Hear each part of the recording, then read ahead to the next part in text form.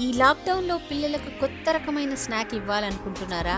అయితే ఈ recipe try చేయండి. అదే stuffed paneer corn bread roles.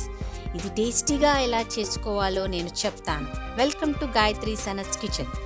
ముందుగా ఒక ప్యాన్లో ఆయిల్ పోసి కట్ చేసిన ఒక మీడియం ఆనియన్, చిల్లీ ముక్కలు, సాల్ట్ వేసి ఫ్రై చేయాలి.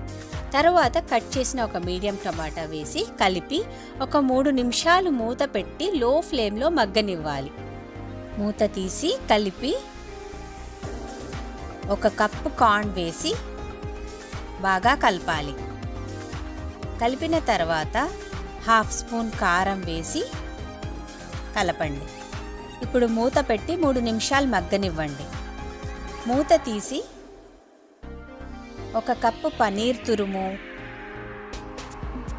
1/2 కప్పు క్యారెట్, సరిపడ ఉప్పు వేసి 1/2 స్పూన్ చాట్ మసాలా వేసి బాగా కలపాలి. ఇప్పుడు పార్స్లీ వేసి కలిపితే స్టఫింగ్ రెడీ.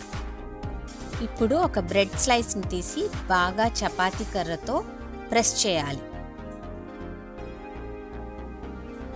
తర్వాత ఈ స్ప్రెడ్ అప్లై చేయాలి. ఈ స్ప్రెడ్ ఎలా చేయాలో వీడియో ఆఖర్లో నేను చెప్తాను. స్టఫింగ్ పెట్టి వీడియోలో చూపిన విధంగా రోల్ చేయండి.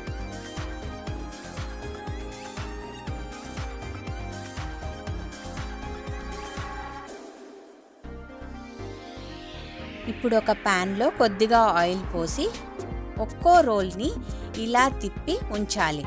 మెల్లగా రోల్ని తిప్పుతూ లో ఫ్లేమ్లో గోల్డెన్ బ్రౌన్ వచ్చేలాగా ఫ్రై చేసుకోవాలి. ఇది ఒక మంచి లంచ్ బాక్స్ రెసిపీగా కూడా పనికొస్తుంది. మీకు మార్నింగ్ టైం లేకుంటే స్టఫింగ్ అండ్ రోల్స్ ముందు రోజు చేసి రెఫ్రిజిరేటర్లో పెట్టుకొని మార్నింగ్ ఫ్రై చేసి లంచ్ బాక్స్లో పెట్టండి. ఇప్పుడు స్ప్రెడ్ కోసం 2 స్పూన్స్ కార్న్ఫ్లోర్ వేసి కొద్దిగా నీళ్లు పోసి ఉంటలు లేకుండా కలిపి మరి కొంచెం నీళ్లు పోసి ఒక ప్యాన్లో పోసుకోవాలి. ఇప్పుడు ఫ్లేమ్ ఆన్ చేసి కలుపుతూ ఉండాలి.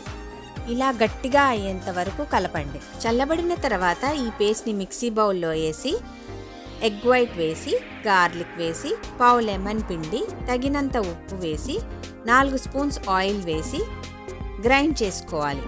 అంతే, ఈ స్ప్రెడ్ రెడీ. ఈ బ్రెడ్ రోల్స్ని గ్రీన్ చట్నీ లేదా కెచప్తో సర్వ్ చేసుకోండి. ఒక లైక్ చేసి కామెంట్ పెట్టి ఫ్యామిలీ అండ్ ఫ్రెండ్స్తో షేర్ చేయండి. అలాగే మీరు కొత్తవారైతే కింద ఉన్న సబ్స్క్రైబ్ బటన్ ప్రెస్ చేసి మరిన్ని టేస్టీ రెసిపీస్ కోసం పక్కనే ఉన్న గంటను నొక్కండి.